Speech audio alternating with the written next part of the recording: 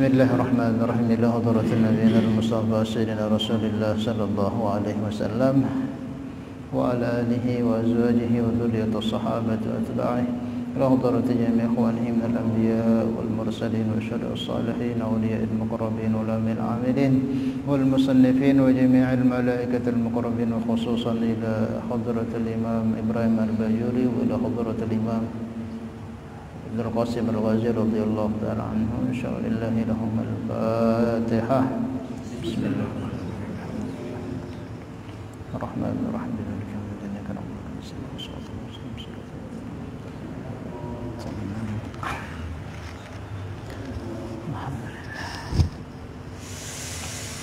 Kita lanjutkan kajian kita, masih membahas tentang kajian bab tuharah, bersuci. Minggu kemarin sudah selesai, alhamdulillah, kita bahas mengenai pembagian air, aqsamul miyahi. Kurang lebihnya seperti itu sudah penjelasannya. Dan insyaallah malam ini kita akan melanjutkan bahasan tentang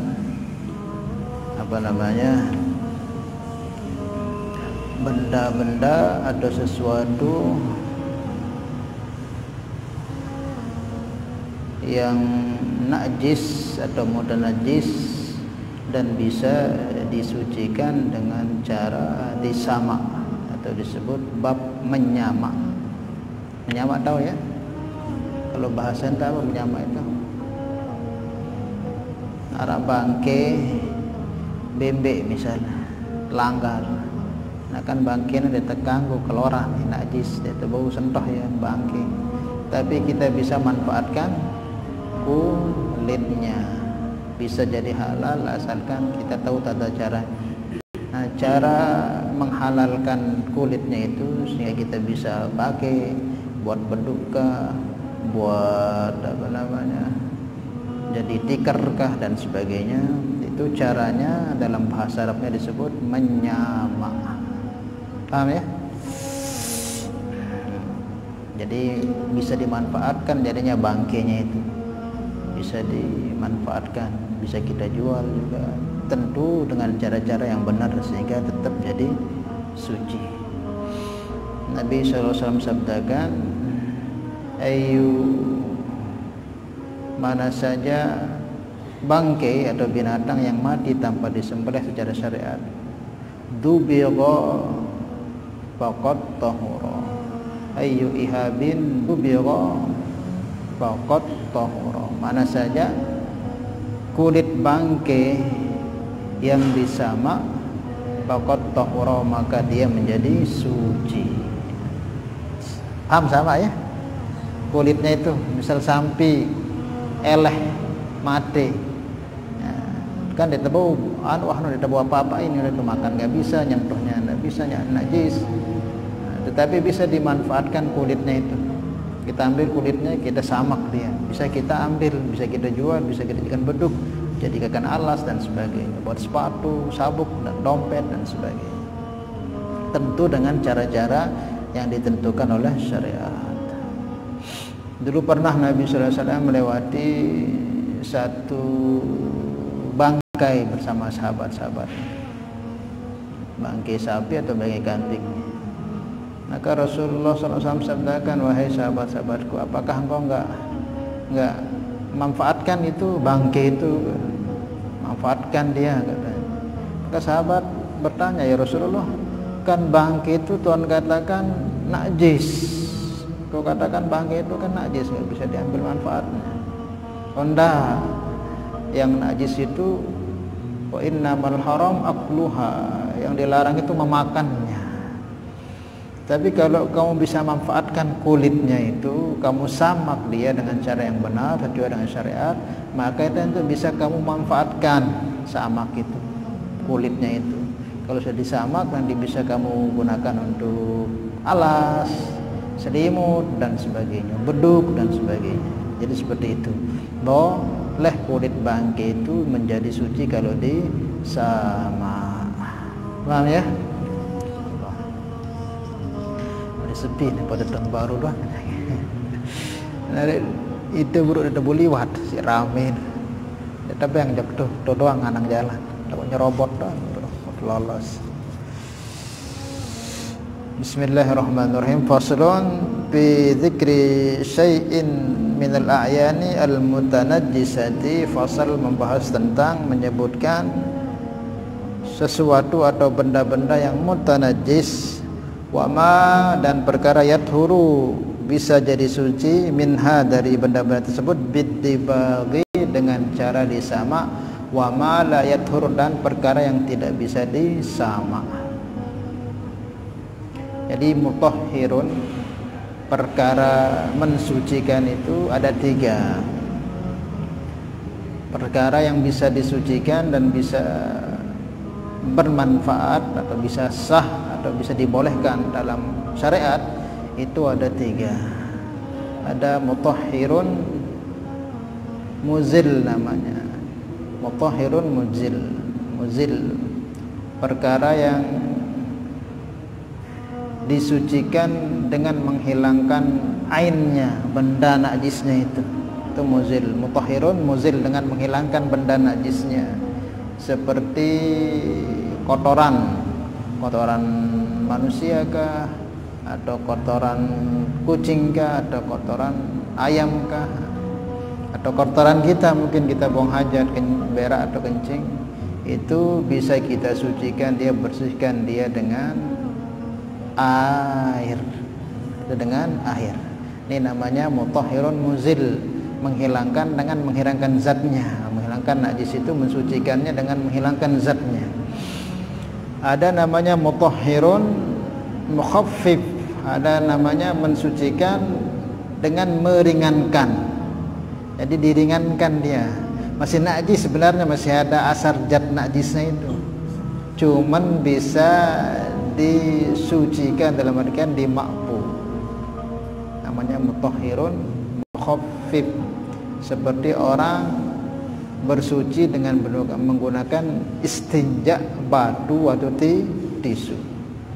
Orang kalau istinja tidak ada air, dia pakai tisu atau dia pakai batu, itu sah, dia itu bersih dalam artian boleh dia mengerjakan sholat selepas sediang itu terus dia wudu. Tapi tidak seperti yang pertama tadi itu. Kalau tadi itu dengan air itu airnya hilang, bersih total dia. Tapi kalau dengan tisu ini bersih kotor tapi ambun masih. Biasa dalam kalau tisu di Pakistan dengan Arab bisa pakai tisu. Itu memang bersih tapi masih bau. Tapi itu dimakfu. Kalau memang di saat itu nggak ada air misalnya, maka kita istinja dengan batu atau dengan tisu, hilang dia, tidak kelihatan, tapi kadang rasanya masih ada dan baunya pun masih ada. Nah, itu disahkan dalam syariat, dalam artian ya boleh, sudah diringankan, mukhaffif itu diringankan, jadi seperti bersih sudah dihitung. Seperti itu. Maka ada nanti dibahas masalah bab istinja dengan batu atau benda-benda yang bisa digunakan untuk istinja. Ada namanya mutahhirun muhil, yaitu dengan merubah sifatnya. Merubah sifatnya. Yang tadi itu benda itu najis atau najis, bisa sifatnya yang najis itu bisa dirubah menjadi halal. Contohnya ini sudah menyamak. Kan kulit bangkai itu aslinya haram, najis, tidak bisa dimanfaatkan itu. Bangkai, tahu bangkai? Kita punya sapi mati ditabrak, itu bangkai ditegang keluaran najis, dibuang aja sudah, tidak bisa dimanfaatkan. Tetapi bisa kita manfaatkan, dia punya kulit dengan cara kita sama yang tadi kulit itu najis bisa menjadi suci halal, bisa kita manfaatkan. Itu namanya mutahhirun muhilun, dirubah sifatnya itu yang tadi najis menjadi suci. Jadi ada 3. Ada mutahhirun muzil, air pakainya. Ada mutahhirun mukhaffif dengan cara pakai batu atau tisu. Itu diringankan, meringankan walaupun masih ada baunya, tetapi sudah dianggap sah, bersih sudah. Karena diringankan. kalau tidak ada air di saat itu. Ada yang mutahhirun muhilun, yang menyama inilah, yang hakikatnya bendanya itu najis, dirubah sifatnya menjadi suci dengan cara-cara telah ditentukan oleh syariat seperti menyama. Paham ya? Ada yang pernah menyama sini? Ada? Ada? Biasa lah nyama-nyama kulit bangke atau dan sebagainya, mungkin kulit biawak. Ada hukum namanya kenaran. Oleh itu terus lah. Hah? Terus lah mati. Teteh. Ah ya, kayak nyama lah. Itu cara. Ya, paham tapi ini menyama ya. Nah, nanti kita jelaskan di sini. Nah, kemudian ini yang terakhir ini mutahhirun muhil, yang merubah sifat ini ada dua. Ada yang alami, itu langsung dari langit, dari Allah yang punya kerjaan, tidak dari kita. Ada yang dari kita. Ada yang dari Allah itu, yang aslinya suci, yang aslinya najis tapi jadi suci. Dirubahnya langsung, dirubah oleh Allah, bukan karena ikut campur kita. Aslinya najis tapi jadi suci. Contohnya apa? Air susu perempuan. Air susu perempuan dari apa sebenarnya? Dari darah. Aslinya di darah itu. Tatkala perempuan itu hamil, aslinya kan perempuan itu setiap bulan itu mesti darah haidnya keluar, darah penyakit itu keluar. Tetapi tatkala dia hamil, maka tidak keluar darah haid itu. Maka darah haid itu berubah menjadi air susu. Nah, perubahannya itu Allah langsung yang atur. Nah, karena perubahannya langsung dari langit seperti itu sebenarnya darah itu. Darah karena perempuan itu jadi hamil, betian, sehingga keluarkan darah kan. Nah, itu dirubah oleh Allah jadi air susu untuk anaknya nanti. Nah, aslinya najis tapi jadi suci langsung diprogram oleh Allah. Termasuk diantaranya juga hati. Hati dari apa dibuatnya hati? Hati dari darah hati, darah yang kental, kemudian mengental dari hati. Selagi itu masih diproses langsung oleh Allah dalam diri binatang itu, maka halal. Beda dengan darah yang sudah kita ambil dari kambing terus kita kremesa, masukkan ke freezer dari darah, itu nggak boleh, itu sudah. Paham ya? Yang boleh itu darah yang langsung Allah sendiri yang proses menjadi hatinya binatang, hati ayam kah, hati kambing kah, hati sapi, yang langsung Allah proses. Bukan kita ambil darah mentah, darah kambing itu terus kita bekukan.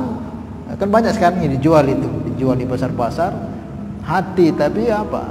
Darah kambing itu yang diambil terus dibekukan, bukan yang langsung dari itu. Kalau itu nggak boleh, itu haram, itu najis itu. Karena diambilnya bukan langsung diproses oleh Allah.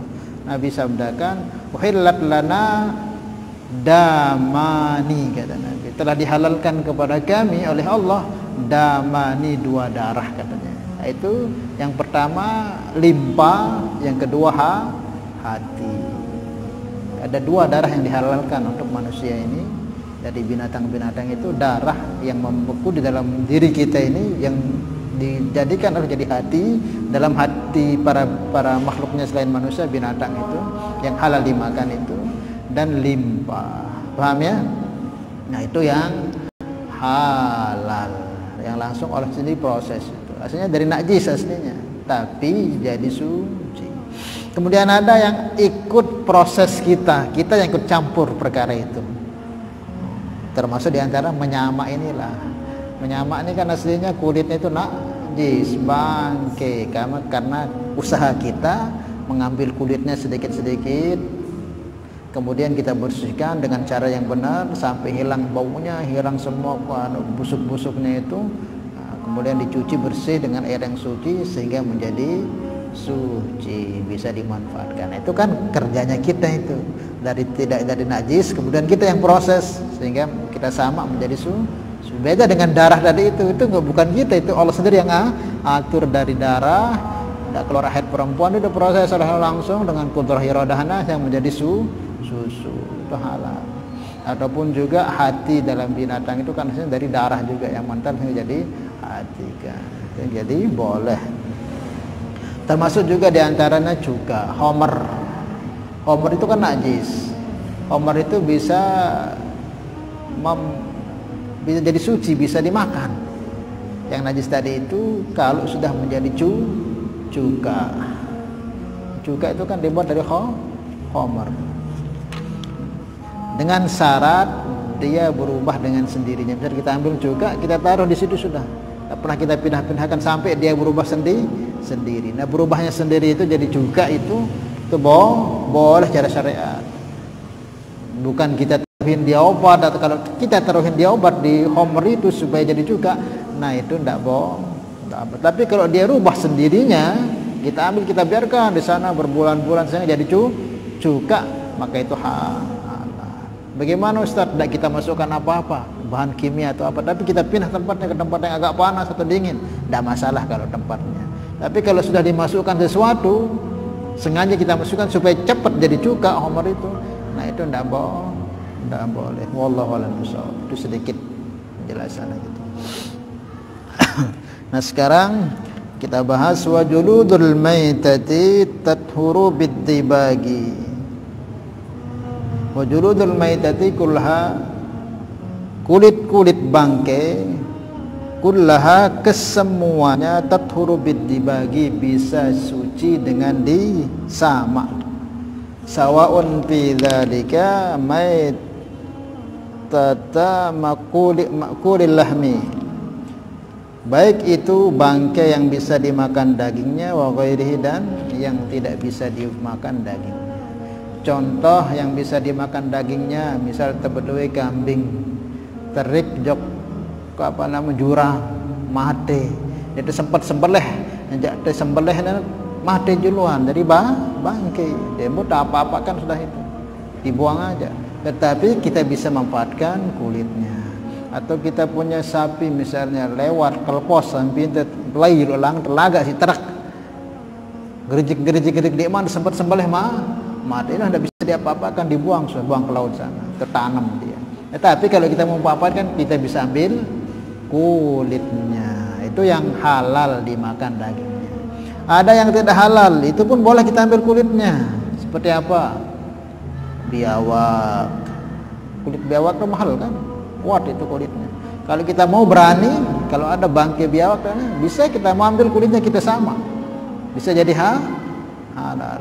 Kulit ular, kulit harimau, kulit badak, kulit gajah, apa yang mahal-mahal itu yang sekarang ini tenar itu, kulit-kulit apa itu? Kulit komodo yang keras-keras bisa jadi jaket dan sebagainya, itu bisa halal juga dengan cara kita sama. Baik itu min makulil lahmi, dari binatang yang halal dimakan dagingnya, atau tidak. Kalau halal tadi sapi, kambing dan sebagainya. Kalau yang tidak halal seperti buaya, singa, harimau dan sebagainya, itu juga bisa dengan syarat kita menyamaknya. Paham ya?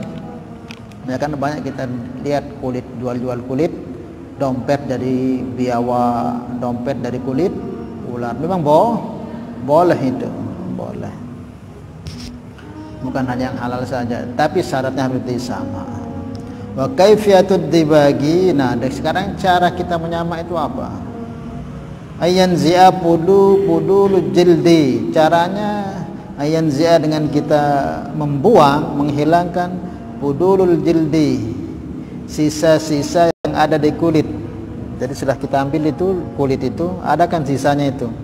Ada ma yu'affinhu, yang bisa menyebabkannya jadi bau. Minad dami, dari darah, wa nahwihi, atau yang selain darah seperti daging sisa itu. Misal bangkai kambing atau bangkai sapi. Kita kuliti sudah, kita kuliti, ambil kulitnya semua. Kemudian yang kedua, selepas kita ambil kulitnya, kita hilangkan yang sisa-sisa nempel, entah itu darah atau sisa-sisa daging itu kita bersihkan, jangan kita biarkan. Nanti itu yang jadi busuk sehingga jadi tidak boleh jadinya. Caranya apa? Kita hilangkan itu sisa-sisa yang menyebabkan dia bau itu, minad dami wa nahwi, dari darah ataupun daging yang masih menempel di kulit itu. Dengan apa kita hilangkan? Bisyai'in, dengan sesuatu haripin yang kecut, yang keras baunya, yang kecut, yang sepet. Ka'asabin, sebagaimana daun asap. Ada satu daun ini di Arab itu, daun asap itu bisa digunakan menyama. Kalau kita gunakan itu, kita osok pakai itu, semua kulitnya itu daging yang masih sisa darah itu terkelupas, hilang, sehingga tinggal kita siram, bersih dia sudah. Dan itu tidak akan keluar lagi bau-bau karena sudah bersih pakai kulit daun itu. Di sini daun apa nggak tahu namanya itu. Ka'asabin, seperti daun asap yang sepet, yang pahit, yang keras, yang bisa menghilangkan bau kotoran-kotoran yang nempel di kulit tersebut. Walaupun adanya asap tadi itu atau harip itu najasan, najis, bisa kita gunakan untuk membersihkan kulit-kulit atau sisa darah di kulit itu, daging yang ada di sisa, yang nempel di kulit atau darah yang nempel di kulit itu dengan benda najis juga tidak apa-apa. Contohnya kadzarukil hammami, seperti tai burung dara. Ini tai burung dara ini kan keras dia. Tai burung dara ini keras, bisa jebol kita punya sang itu. Kalau ada tai burung dara, kita punya darah banyak itu senai di sang kita itu kalau nggak dibiarkan itu biar lama-lama bisa jebol. Kita punya mobil karena tai burung dara itu susah dihilangkan. Beda dengan tai yang lain, kalau tai burung dara susah, mesti akan terkelupas itu sudah catnya, mesti saking kerasnya nempelnya itu kalau kena tai burung dara. Makanya nggak ada cerita orang nganyam darah itu sugih. Nggak ada cerita. Makanya jangan cari usaha bisnis burung dara, karena burung dara itu nggak boleh kita di Madinah, Mekah itu burung dara itu dibiarkan, itu nggak boleh. Nah, orang kok pengen kaya kok usahanya darah, jual burung dara susah.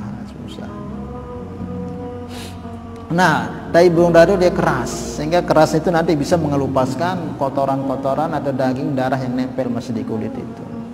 Nah, itu burung dara itu memang keras, dia punya kotoran, masuk ke genteng kita itu numpuk, tidak kita bersihkan itu numpuk sebegitu, lama-lama saking panas jebol lah itu, bocor, sang itu bisa jebol itu. Kena di kaca motor mobil kita, nggak sempat langsung kita bersihkan, kita biarkan 2-3 hari sudah kita mau kerik dia jeruan terkelupas kita punya cat motor itu atau mobil itu saking kerasnya. Maka boleh digunakan benda najis juga untuk menghilangkan bau yang ada di kulit tersebut, seperti kadzarukil hammami kababid dibagi, cukup itu bisa digunakan dengan menyama. Jadi caranya gimana? Ambil kulitnya, kemudian bersihkan sisa-sisa daging yang nempel di kulit atau darah itu bersihkan dulu. Setelah dibersihkan kuliti, nah ambil benda-benda yang keras baunya seperti tai burung dara atau daun manggis, itu bisa dipakai daun manggis atau daun apa yang keras-keras itu udah osok. Kalau sekarang ini sudah nggak pakai itu lagi, sekarang orang pakai mesin sekarang mendiba itu. Kalau memang mencukupi syarat bisa hilang baunya ya boleh. Dan sekarang kan orang nyama-nyama itu pakai mesin dia, jadi bersih betul. Nah, kalau kita nggak ada mesin ya ambil kulitnya sudah, pakai kayak abu atau apa yang keras itu yang bisa kan. Kemudian selepas dibersihkan, celupkan di air, ada khusus airnya itu, sehingga nanti kalau sudah selesai itu tidak akan keluar lagi bau busuknya dan sebagainya. Tapi kalau ketika sudah kita jemur keluar lagi, berarti belum bersih itu, mesin najis. Intinya syaratnya harus bersih. Kalau sudah kering itu nggak keluar lagi bau busuknya itu, berarti sudah boleh dimanfaatkan. Paham ya? Itu caranya. Bersihkan dulu, ambil kulit di bangkai tersebut, lepas itu bersihkan sisa-sisa daging atau darah yang ada di kulit, kemudian ambil benda-benda atau daun-daun atau apapun yang keras, yang meresap, yang bisa menghilangkan bau yang ada di kulit tersebut atas sisa-sisa daging itu, walaupun dengan benda yang najis. Nah, kan najis ketemu najis, nanti disucikan, disiram, diarilkan air jadi suci. Paham ya? Illa jildal kalbi wal khinzir, kecuali kulit bangkit, kulit anjing dan babi.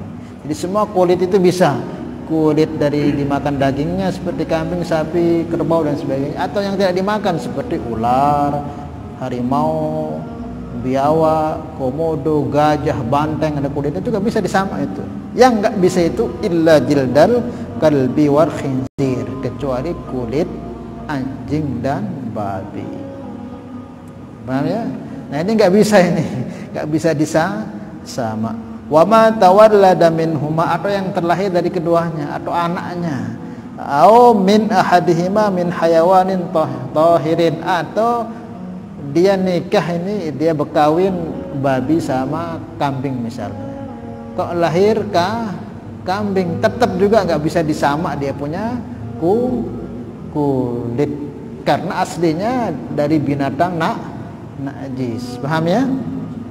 Nah, nggak bisa itu kulit apa, karena zatnya itu sudah najis maka kulitnya pun najis. Jadi nggak bisa disamak anjing babi, atau anjing babi yang nikah dengan binatang suci seperti nikah dengan kerbau atau nikah dengan kambing atau sapi, kok keluar walaupun berbentuk sapi, kerbau yang keluar entah dari perut anjingnya atau perut kambingnya, itu semua juga nggak bisa disamak walaupun bentuknya seperti kambing atau sapi, karena bersperma binatang najis. Paham ya? Maka ada 3 kulit yang bisa, jenis kulit yang dalam hal menyamak ini, ada yang suci, ada yang dari binatang yang tidak suci, ada yang dari binatang yang haram, yang nggak bisa. Yang suci itu yang binatang yang dimakan dagingnya, itu seperti kambing, sapi. Ada yang bisa disamak walaupun dia tidak bisa dimakan dagingnya. Yang ketiga ada yang tidak bisa belah disamak, apapun bentuknya nggak bisa, yaitu kulit anjing dan babi. Fala yathuru bidibagi, maka anjing dan babi kulitnya tidak bisa suci dengan disamak. Wa adhamul maitati wa sya'ruha najisun, tulang dan rambutnya bangke itu najis.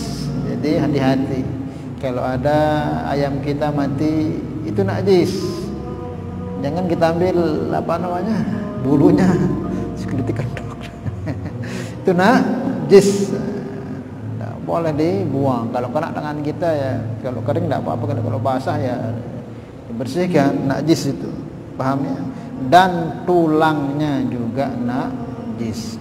Admul maitati wa sya'ruha, tulang dan rambutnya itu najis, apalagi dagingnya, luar dalamnya najis kalau sudah bangke. Apa itu yang namanya bangke? Setiap binatang yang disembelih bukan dengan tuntunan syariat. Paham ya? Ada binatang sembelih tetapi bukan tuntunan syariat, dia disembelih karena menyebut nama Allah, dia punya bangke. Ada binatang kok si tegacok ya tanpa menyebut nama Allah, maka jadi bangke. Nah, beda dengan kasus kalau memang ada binatang jatuh ke jurang, kejepit. Nah ini sudah nggak bisa ini disembelih, susah. Gimana? Takut kita yang jatuh. Nah gimana kalau dibiarkan mati begitu nanti eman-eman hampir kilo daging yang mati barangan. Maka boleh kita pakai apapun yang bisa melukainya, itu bisa.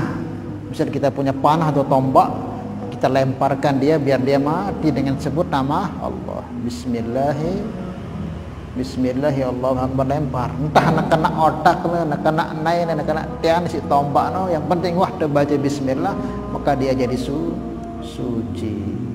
Walaupun kita enggak sembelih lewat lehernya. Kenapa? Karena darurat, enggak bisa kita sembelih. Kita mau ke sana nanti malah kita yang jatuh ke jurang itu. Tadean lumayan jadi bangke mati-mati kan. Ambil tuh apa kayak bau panah atau apa saja, bacaan bismillah, beben kan mau otak mulai, yang penting waktu baca bismillah pun jelap mati. Nah itu bisa kita makan. Nah selain dari keadaan seperti itu nggak boleh. Kalau tiba-tiba ada kambing terlewat, gacok mati. Oh nggak bisa itu, nggak bisa jadi bangke. Lagu aku baca bismillah nggak bisa jadi bangke. Bolehnya yang begitu itu kalau memang keadaannya darurat. Kalau nggak darurat ya harus lewat leher, harus baca bismillah lewat leher. Apa itu bangkai? Setiap yang tidak disembelih dengan tuntunan syariat. Wa kadzalika al-maitatu aidan najisatun wa uridu biha al-izalah al-hayah bi ghairi zakati syar'iyyatina. Nah, yang namanya bangkai itu, yang najis itu apa? Yang disembelih bukan dengan jalan syariat, tidak dengan tuntunan syariat penyembelihannya itu. Atau dia sembelih lewat lehernya. Lagu sina sebutno bismillah tawal uzza misalnya, dengan menyebut berhala Lata dan Uzza disembelih. Itu pun juga walaupun lewat leher, tapi bukan menyebut nama Allah, tapi selain Allah juga jadi bangkai. Maka penyembelihan orang-orang kafir itu tidak sah. Penyembelihan orang-orang Hindu boleh, yang penting di sana ada nama, menyebut nama Allah. Maka penyembelihan orang Hindu misal ada terundang sih dengan Hindu pesta, undangan daging halal, daging sapi, jangan dimakan. Kenapa? Karena mereka menyembelihnya bukan nama Allah. Sudah, walaupun dipangkah, wah aku sembelih nana pausat dengan leher nah. Lakukan sembelih ada untuk Allah Ta'ala, untuk ini sembah-sembah nih. Jadi bangkai, nggak boleh kita makan sesembahannya orang-orang yang selain Islam, kecuali penyembelihan ahlul kitab. Ahlul kitab yang masih pakai kitabnya itu pakai Taurat. Tapi sekarang yang ahlul kitab yang masih kayak itu sudah nggak ada. Maka sembelihan apapun yang sekarang ini yang dibuat oleh orang kafir ini tidak memenuhi syarat untuk kita boleh konsumsi dia. Paham ya? Maka baguslah membeli manok atau kambing, itu bagusnya tembeli hidup untuk terjaga-jaga. Apalagi tempat beli dia dengan sajalah sekarang dia nekadui alat sini depan, saking luwih ini manok nu kadang alat, toloknya le otak-otaknya langsung ser. Boleh kan pakai alat, saking banyaknya itu pakai alat dia, kadang pakai apa tanpa baca bismillah nanti bisa tidak halal jadinya seperti itu. Maka bagusnya yang belian itu yang beli manok hidup pada gorokme, nah itu lebih bagus. Lagu lamun memang ribet ya. Tadi pedagang yang penjualnya itu muslim, orang-orang yang ngerti lah ilmu atau apa. Kadang ada orang-orang itu nyembelihnya kan sembahnya itu yang tak notak, bukan yang penting mati. Kadang malah dia memang leher. Kadang memang leher lagu ada pada urat apa salah sekiranya ada dua kan urat yang harus putus ini. Kadang mereka itu kadang lukain sekejap pun ada mati. Nah, kalau nggak putus dua urat ini jadi bangkai dia. Ada urat pernapasan, ada urat makan. Ini kedua uratnya harus. Kalau kita kadang beli banyak gitu itu, beli di pasar bahkan ternyata persi bagian lehernya ada uratnya sekejap masih utuh bangkai wahana. Mungkin urat napasnya sepelang lagu urat makanannya masih. Karena saking luirin seadaan mati. Oh, bangke sudah itu nggak bisa makan. Nah itu hati-hati. Harus dua, urat napas sama urat karena harus terputus itu. Kalau salah satu nggak terputus, apalagi keduanya. Nah, kan banyak, sekian banyak itu seret seketiak doang lagu. Sehingga kita makan bangke. Maka kita betul-betul perhatikan. Kan bisa maksudnya bangun penuh. Nah, makanya sebenarnya sebelum itu harus dimerangkan dulu. Kalau kita salin ladik wah tegorok ya, itu nyakitan. Itu nyakitan. Ada orang tuh Nabi sabdakan menyembelih 2 kali. Maksudnya menyembelih 2 kali itu apa? Dia nyembelih pakai pisau tuh tumpul. Wan sembelih wah luka doang. Ternyata ya barang ya kurang-kurang lagu luka dengan lelah sakit pun peta jarang peta ladik seberang pada mukorok. Ini namanya menyembelih 2 kali haram, pokoknya menyakiti. Maka Nabi itu nyembelih itu dengan jangan sampai menyakiti, semerang-merangnya pisau supaya kalau bisa sekali itu langsung putus, jadi nggak dia kesakitan. Kadang ada pisaunya tumpul dipaksakan aja dengan lelaki sakitan masih doang, itu tidak boleh. Haram hukumnya menyiksa binatang walaupun ya binatang seperti itu.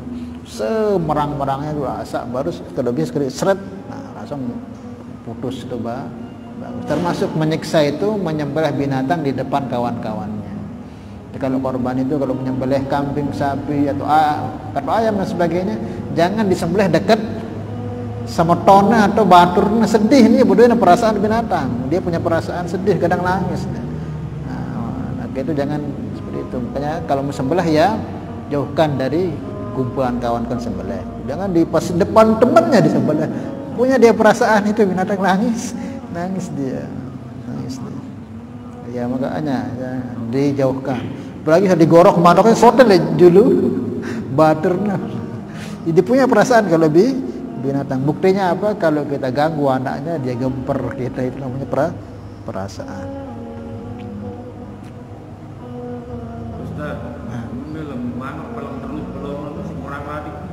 Nah, lamun kelolosan, itu kan sengaja. Bagusnya lamun tau nembrang ladik itu lebih paksaan doang, nggak boleh. Jadi memotong itu cukup sampai terputus 2 urat itu. Kalau sampai terputus betulan, kalau memang tidak sengaja ya nggak apa-apa. Tapi kalau sengaja itu namanya menyakiti, tidak seperti yang dicontohkan oleh Nabi. Khilafu sunnah namanya, bertentangan dengan sunnah. Apalagi demak cah-cah, nah itu apalagi marah gitu, tidak boleh. Ini seperti biasa sudah gorok kan. Nanti kalau sudah mati baru kan tidak apa-apa, dimutilasi kalau sudah mati nggak apa-apa. Tapi kalau ketika hidup itu langsung begitu, biar cepat mati Ustaz, kan langsung mati. Lagu nyiksa nih, jauh lebih sakitan ketimbang karena itu tidak seperti itu agama mengajarkan. Tapi kan Ustaz langsung tenang mati, ya memang langsung mati. Tapi dia rasakan jauh pedihnya ketimbang kamu gorok seperti biasa itu dengan cara yang benar itu. Karena agama sudah mengajarkan seperti itu, jangan buat program-program yang di luar agama. Iya.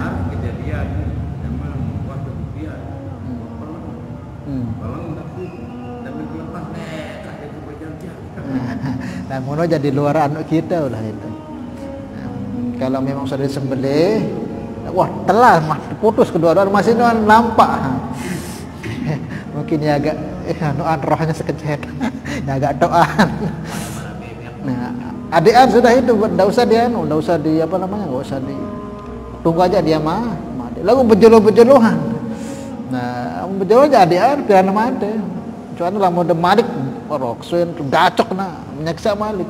Mungkin ya dia sakitan, mungkin anggapnya wallahu alam ya, mungkin ya ini manok yang kelas apa ada tinggal pasti dia mati itu. Pasti dia akan mati mungkin kalau paling lama lah sehari gitu. Tidak ada yang sampai lama karena sudah makanannya terputus, mungkin ya dia masih ada kuat fisiknya itu ayam sehingga masih bertahan begitu. Tidak usah kita sekalian pelang enggak boleh, biarkan sudah itu. Tunggu aja dia mati, kasih kurung dia mati. Ini sengaja barang malah zaman itu nih kan sumpalnya lombong si batu gumbong ada sekat mati, itu malah nyiksa nama. Kan banyak tuh anak-anak dulu itu disumpalnya pakai batu gumbong, ada yang ngombe barang mana tegorokan pelai jurus itu mati, malah nyiksa. Bagusnya nyembelih langsung mati. Wallahu a'lam bishawab. Nah ya, sedikit lagi. Dan juga kalau kita sembelih kambing atau sapi yang kita tidak tahu kok hamil itu kambing, pas sembelih ternyata ada anaknya dalam tiana mati masih, maka itu kan hukumnya halal. Fa inna zakatuhu ka zakati ummihi, Nabi sabdakan, binatang yang mati di perut ibunya, yang disembelih ibunya, tidak perlu disembelih lagi karena penyembelihan binatang yang di perut itu sudah ditanggung dengan sembelihan ibunya. Ya bertian anak di dalam ngembe nih, tegorok, gembe tegorok mati. Jadi halal wah botekakan walaupun mati tanpa kita ketahui karena dihitung penyembelihannya bayi di dalam perut itu oleh penyembelihan orang tuanya. Jadi ala dedek ragu-ragu wah lamun anak kambing dende gorok asal wah mati lamun masih hidup dia anyam. Amun mati misal dia tahu nih sapi atau kambing ini betian gorok lepas deburak ternyata yara anak lemah mati ini berembeh nih apa tegorok itu tidak perlu digorok karena sembelihannya anak janin kambing sapi ini sudah ditanggung dengan disembelih orang tua, jangan disembelih ibunya itu otomatis ini ikut alat. Fa inna zakatu ka zakati ummi, karena sembelihannya anak binatang di perut itu ditanggung oleh penyembelihan itu. Jadi halal sudah tanpa disembelih itu bayi kambing atau sapi di perut itu. Paham ya? Wallahu a'lam bishawab. Insyaallah minggu depan kita lanjutkan. Ada lagi? Cukup insyaallah. Mudah-mudahan Allah Subhanahu wa taala beri kepahaman kepada kita. Ala hadhihi niyyah al-Fatihah. Bismillahirrahmanirrahim.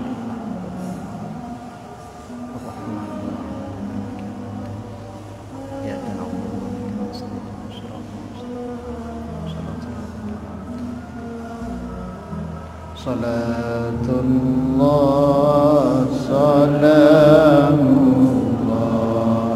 ala taha rasulillah.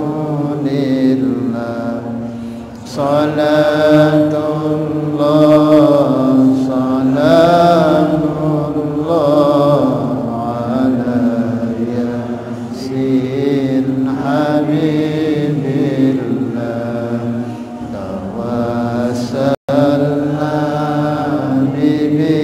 Bismillah wa bil hadi rasulillah wa kulli mujahidin lillah lil badri ya Allah. Subhanallah bihamdihi subhanallah bihamdihi.